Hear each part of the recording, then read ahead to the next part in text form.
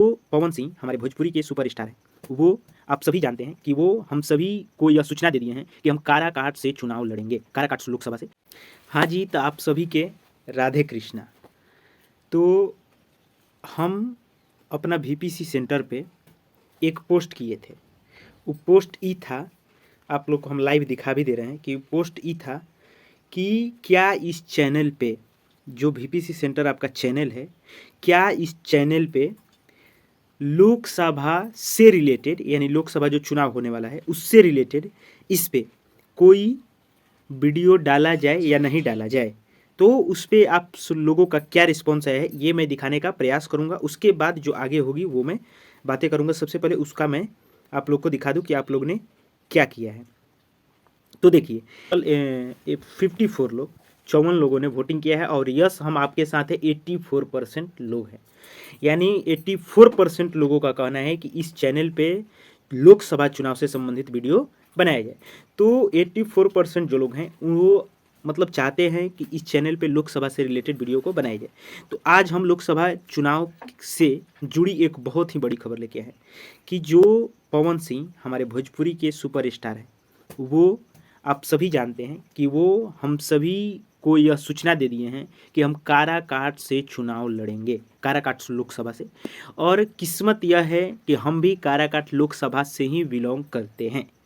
अब क्या है काराकाट का इतिहास, कैसे कब से लोकसभा चुनाव हुआ है और वहाँ पे कौन कौन से किस किस पार्टी के नेता वहाँ पे बने हैं, ये सभी बात मैं आपको बताने का प्रयास करूँगा। देखिए, जो भी होगा साक्ष्य पे बात करूँगा, विदाउट साक्ष्य कुछ भी बात नहीं होगा। सबसे पहले हम लोग बात कर लेते हैं काराकाट का इतिहास के बारे में कि यहाँ क्या कैसा, यहाँ की सबसे पहले जातीय समीकरण क्या है।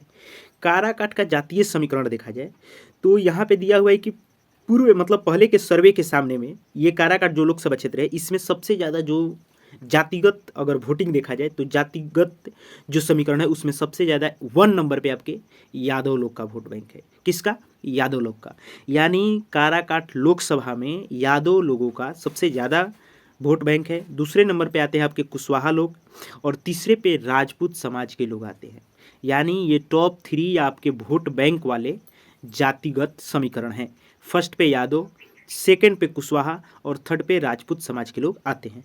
उसके बाद चौथे पे आपके ब्राह्मण आ जाते हैं, पाँचवें पे भूमिहार, छठे पे दलित और सातवें पे महादलित, फिर कुर्मी आ जाते हैं, फिर वैश्य समाज आ जाता है, फिर मुस्लिम समुदाय आ जाता है। मतलब ये सब हैं और सबसे ज़्यादा ये सभी वोटर्स वहाँ पे हैं। और अब मैं आपको बता दूं कि सबसे ज़्यादा यादव जो वोटर्स हैं उनकी संख्या कितनी है, तो उनकी संख्या लगभग 3 लाख से अधिक है। ये देखिए, सबसे ज़्यादा ये सब वोटर्स वहाँ पे मौजूद हैं। यानी वैश्य समाज के भी लोग हैं, मुस्लिम समाज के भी लोग हैं, राजपूत समाज के भी लोग हैं, यादव समाज के भी लोग हैं, कुशवाहा समाज के भी लोग हैं, कुर्मी समाज के भी लोग हैं, महादलित दलित समाज के भी लोग हैं। अब सबसे ज़्यादा उनमें किसका है ये मैं बताऊंगा और कितना है ये भी बताऊंगा।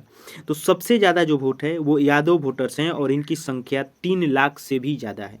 यानी अगर हम 3 लाख का भी आंकड़ा लेके चलें तो भी ये नंबर 1 पे आते हैं यादव वोटर्स। इसके बाद स्वर्ण मतदाता भी निर्णायक भूमिका में रहते हैं यहाँ पे। यानी स्वर्ण मतदाता जिसे जनरल कैटेगरी में कहा जाता है वो लोग भी यहाँ पे निर्णायक। और इस सीट पर यानी काराकाट लोकसभा सीट पर राजपूत जो वोट है वो लगभग 2 लाख के करीब है। कितने? 2 लाख के करीब लगभग राजपूत का वोट बैंक है भाई। और वैश्य जो समाज है, जो बनिया हम लोग बोलते हैं, उन लोगों का जो है वो लगभग 2 लाख उनका भी वोट बैंक है। देखिए यहाँ पे ये जातिगत समीकरण है और इस जातिगत समीकरण को अगर आपको, हमें बहुत ज़्यादा नॉलेज नहीं है लेकिन जो तथ्य हमने सर्च किया कल और उस तथ्य के आधार पर हमने आपके सामने जो भी है वो पेश कर रहे हैं। ठीक है, कोई ज़्यादा मैं अभी तक लोकसभा का एक भी मुझे सौभाग्य नहीं हुआ है वोट देने का, लेकिन इस साल हमारा जो है वो हम भी वोटिंग करने वाले हैं क्योंकि हमारा भी आ गया है। हम हाँ, जो पंचायत लेवल का होता है उसमें मैंने वोटिंग किया था। अब ये फर्स्ट टाइम मेरा भी लोकसभा का है। तो ये टोटल आपका हम जातिगत समीकरण बता रहे थे। 2 लाख वैश्य का भी है। ब्राह्मण का बात करें तो यहाँ पे ब्राह्मण 75,000 वोट बैंक के साथ हैं। भूमिहार समाज की बात करें तो वो भी 50,000 वोटर के साथ है। इसके अलावा कुशवाहा हो गया और कुर्मी जो है वो मतदाताओं की संख्या मिलाकर करीब 2.5 लाख है। यानी अगर कुशवाहा और कुर्मी को मिला दिया जाए तो लगभग 2.5 लाख वोट बैंक उन लोगों का बन जाता है। और यही जो वोट बैंक है ये क्या करता था कि एनडीए को बढ़त दे देता था। अब इस वोट बैंक में सेंध मारने के लिए पवन सिंह उतर चुके हैं। अब हम अभी इस वीडियो में टोटली ये काराकाट के बारे में बात करें, पवन सिंह के बारे में कुछ भी बात नहीं होगा। उन पे एक स्पेशल वीडियो है, क्या वो यहाँ से जीत सकते हैं, अगर जीत सकते हैं तो कैसे, या नहीं जीत सकते हैं तो क्यों। पहले यहाँ पे हम लोग वोटर्स की जो है वो बात कर लेते हैं। ये हो गया। तो आप यहाँ पे देख सकते हो मुस्लिम वोटर भी यहाँ पे खास पैठ रखते हैं, जिसकी संख्या करीब 1.5 लाख है। यानी मुस्लिम वोटर्स भी काराकाट लोकसभा में लगभग 1.5 लाख के करीब हैं। तो ये टोटल जो थे वो हमारे पास जो समीकरण था ये हिंदुस्तान का है। हिंदुस्तान जो है पेपर कटिंग उसी से हमारा ये निकला था, और उसी वही जो अपना दिया था तथ्य वो मैं आपको बताया। ये कोई मैं अपने से लिख के नहीं बताया हूँ, ये हिंदुस्तान जो है इंडिया लेवल का वही उसी पे ये सब डाटा था, वो डाटा मैं आपके सामने रख दिया। तो आपको पता चल गया कि सबसे ज़्यादा वोटर्स यादव लगभग 3 लाख के करीब है, और दूसरे नंबर पर आपके ये जो राजपूत समाज के लोग आ जाते हैं 2 लाख के करीब, कुशवाहा कुर्मी ये 2.5 लाख के करीब हैं, ब्राह्मण समाज 75,000 के करीब है, भूमियार समाज 50,000 के करीब है, वैश्य समाज 2 लाख के करीब है। तो ये सब जातिगत जो समीकरण था ये था। अब देखिए 2019 में यहाँ सबसे पहले मैं आपको बता दूं कि काराकाट लोकसभा 2018 में बना था। पहले यह विक्रमगंज लोकसभा था, जब 2008 में बना था। 2008 में जब 2008 में काराकाट लोकसभा बना तो 2009 में यहाँ पे पहला चुनाव हुआ था लोकसभा का। 2009 में पहला हुआ था, उसके बाद फिर 2014 में दूसरा हुआ था, 2019 में तीसरा हुआ था, 2024 में चौथा लोकसभा का चुनाव काराकाट में होने वाला है। और सबसे बड़ी बात यह है कि तीनों बार एनडीए के पास यह सीट रही थी, यानी एनडीए जो था वो तीनों बार इस सीट पे अपना कब्जा जमाया हुआ था। देखिए 2019 वाला बात कर लेते हैं। 2019 के चुनाव में उपेंद्र कुशवाहा जो थे इस सीट को उनको गंवानी पड़ी थी, यानी यहाँ से 2019 में एनडीए से जो प्रत्याशी थे महाबली सिंह वो जीत कर गए थे। देखिए 2014 में उपेंद्र कुशवाहा जीते थे लेकिन एनडीए से ही, लेकिन फिर कुछ बात बिगड़ जाता है और वो 2019 में एनडीए से उनको सीट नहीं मिल पाता है, तो फिर वो महागठबंधन में चले जाते हैं। तो 2019 में वो अपना सीट गंवा देते हैं और वहाँ से महाबली सिंह जीत जाते हैं। देखिए यानी लोकसभा जो चुनाव हुआ था 2019 में उसमें पूरी तरह से मोदी लहर था, और मोदी लहर के कारण उपेंद्र कुशवाहा जो थे उनको यह सीट गंवानी पड़ी थी 2019 में।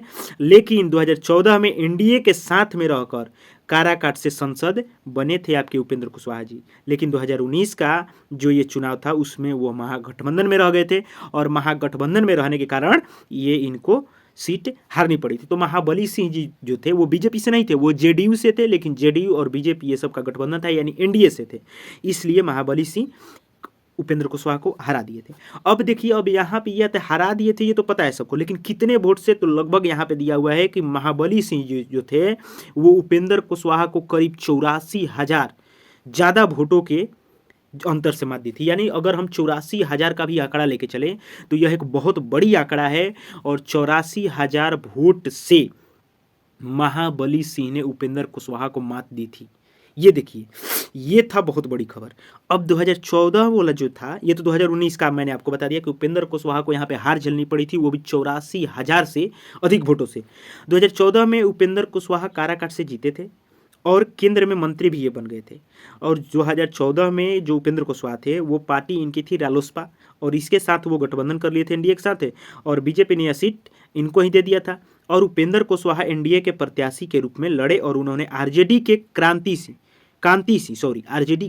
सिंह को 1 लाख से भी ज़्यादा वोटों से हरा दिया था। यानी साफ साफ बोला जाए तो काराकाट लोकसभा में मोदी लहर पूरी तरीके से चला था। लोकसभा चुनाव का बात हो रहा है, पूरी तरीके से चला था। इसीलिए यहाँ पे ये देखिए 1 लाख वोटों से हरा देते हैं कांति सिंह आरजेडी प्रत्याशी को, लेकिन फिर अगले ही चुनाव यानी 2019 में यह खुद हार जाते हैं 80,000 वोट से।